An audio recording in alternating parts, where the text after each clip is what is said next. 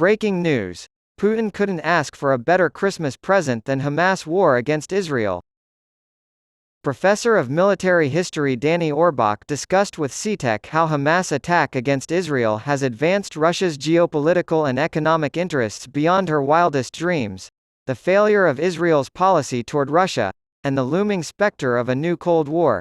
Russian President Vladimir Putin turned 71 on October 7. Hamas's surprise attack on Israel, in which they massacred 1,400 Israelis and abducted nearly 250 more, was the cherry on top of the celebrations on Russian state TV, Kremlin-sanctioned propaganda, with many pro-Kremlin channels gleefully mocking the attack. Marat Bulatov, host of the pro-Kremlin Russian program, DayZ, wished Putin a happy birthday and started the show by reading birthday messages from viewers, one of which said, "It's not like last year, when the Crimean Bridge was destroyed for Putin's birthday. Today, it's all good news." For his part, Bulatov declared, "Yes, I completely agree.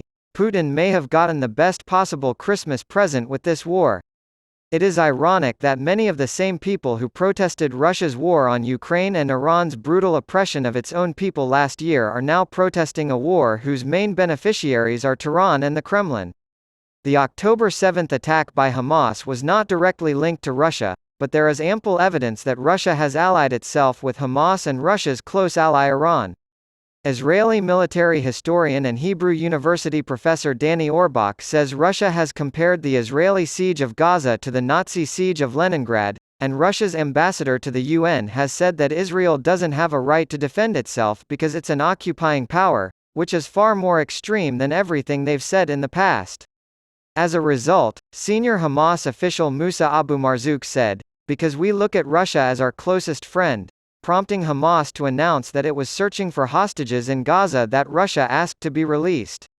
This was not the first or fifth time Russia hosted Hamas officials in Moscow. Orbach claims there are rumblings that Russia assisted in training Hamas, but he is confident that Russia was unaware of the highly classified attack. As Russia is a very corrupt nation, there is a good chance that a Russian officer would have leaked the information to Israeli intelligence if given to Russia. Avoid sharing sensitive data with Russia at all costs. Putin could have used that as bargaining chip. But that doesn't mean they didn't help train Hamas or bolster Iran's efforts to undermine Israel. While the Kremlin may not have been directly involved, Russia still stands to gain from the conflict in a number of ways. These include a diversion of attention away from the war in Ukraine and the collapse of Saudi attempts to normalize relations with Israel, which would strengthen the position of the US in the region, curb Russian influence, and their ability to control energy prices, as Orbach puts it.